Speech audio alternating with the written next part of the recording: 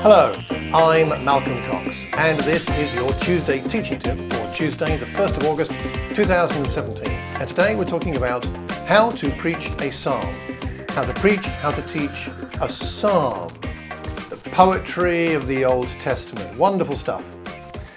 Today's will be a little bit shorter, taking a slightly different approach. There's decorating going on in the house, all kinds of crazy stuff. So just trying to squeeze this in as best I can. So actually I'd like to ask your advice about how to teach and preach a psalm, because I am preaching on Psalm 130 this coming Sunday, the 6th of August, in the Thames Valley Churches of Christ. Now I have a particular approach I'm going to employ, but I'd be really interested to know what you think is the best way to preach or teach a psalm. If you can reply and comment before the 6th, I'd be very grateful. But even afterwards, we can all learn something. So, preaching and teaching a psalm. What's different about it? Well, it's not a narrative, it's not a story, it's not a parable.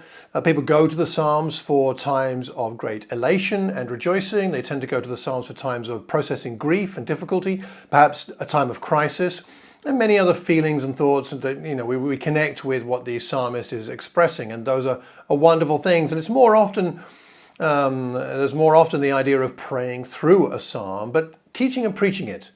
A bit of a different idea, I think. So here is the psalm. Let me read it for us all, and then I'll give you a couple of thoughts as to what I'm planning to do, and then I'd like to know from you what you would do with this psalm. So here we go. Psalm 130, verse 1. Out of the depths I cry to you, Lord. Lord, hear my voice. Let your ears be attentive to my cry for mercy. If you, Lord, kept a record of sins, Lord, who could stand? But with you, there is forgiveness, so that we can, with reverence, serve you.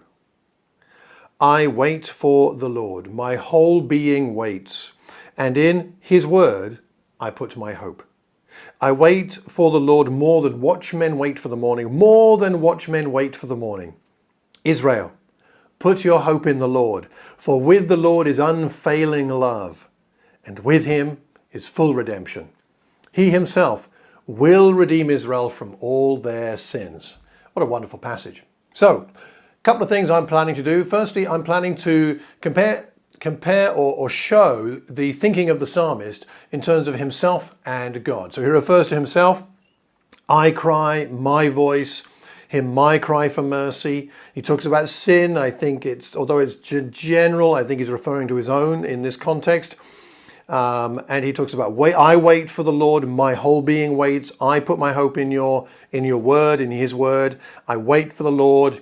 So there's a lot of him in this psalm, but there's a lot of God too. So we're going to talk about us and our needs and what we're expressing to God, but then what God is capable of and how the psalmist sees God as one who might hear his voice, be attentive, give him mercy, give him forgiveness, and putting his hope in his word, his unfailing love, full redemption, redeeming Israel from all their sins. So there's a compare and a contrast, or two different perspectives of the psalmist and then his view of God. So that's one thing I'm planning to do. And the other thing is to identify what I think is the pivot. And I think the pivot here is verse 4, halfway through the psalm. He talks about his voice crying out, keeping no record of sins, and verse 4, but with you. So that word but there I think is very significant. That pivot, but with you, there is forgiveness, so that we can with reverence serve you, which I think is a very interesting thing. He goes from I to we. My cry, give ear to my call to you, but then so that we can with reverence serve you. So I want to look at the significance of that. So there's a couple of thoughts I have here. I'd be very, very interested to know how you might approach this psalm, whether you are a regular preacher or a teacher or not. What are your thoughts?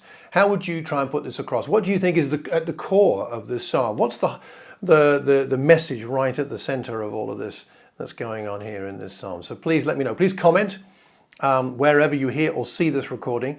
You can email me as well, but if you can leave a comment, then everybody can see it and we can all learn from one another. So thank you. And if you haven't subscribed to these, please do so. Thank you if you have.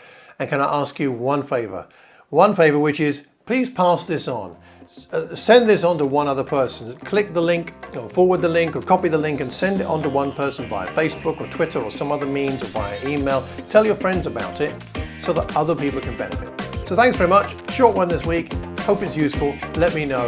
Until the next time, have a terrific Tuesday and a wonderful week. God bless.